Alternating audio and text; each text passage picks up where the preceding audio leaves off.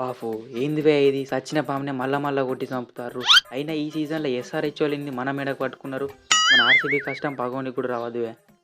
అయ్యో సారీ విరాట్, మీ 263ని మాటి మాటికి పిసికి వాడేస్తాను, ఏమనుకోకు బ్రో. నా పేరు ట్రావిస్ హెడ్. ఇదంతా T20 వరల్డ్ కప్కి టీజరే. ట్రైలరు, ఫుల్ సినిమా ఇంకా ముందు ముందు అన్ని పెండింగ్లోనే ఉన్నాయి.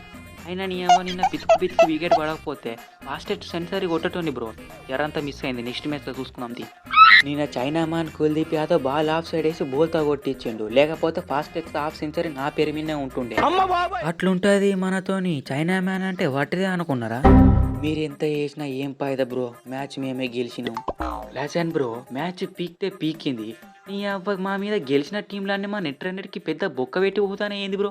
అభిషేక్ తమ్ముడు, అస్సాంకి టికెట్ ఏమన్నా బుక్ చేసుకున్నావా? లేదు వార్నర్ అన్న.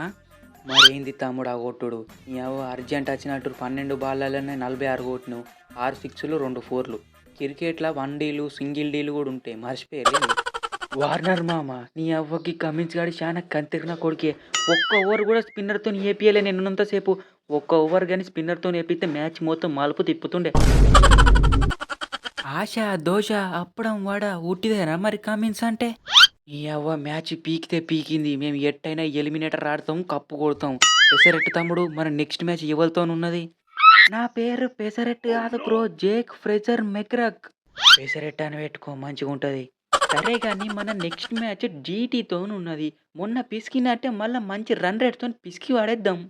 సర్రా సర్రా సురం సుర్రంటాంది కారం. తమ్ముడు, నువ్వు లాస్ట్ ఇయర్ ఏదో టీంలు ఉండే కదా? ఇంకే టీంలా? ఆర్సీబీలనే ఉండే. మయాంక్ దగ్గరనిచ్చి నన్ను ట్రేడ్ చేసుకున్నారు ఎస్ఆర్హెచ్ వాళ్ళు. నీ అవ్వ ఏడ దొరికిరువే నాకు ఈ మెదలేని మేనేజ్మెంటు. తమ్ముడు, ఎస్ఆర్హెచ్లో పోయినా కానీ దయాజాలి లేకుండా లాస్ట్ బాల్ బౌండరీ కొట్టి సచిన రికార్డ్ నేను మళ్ళీ లేపి చంపినావు చూడు. గది నీకు దండేసి దండం పెట్టాలివే.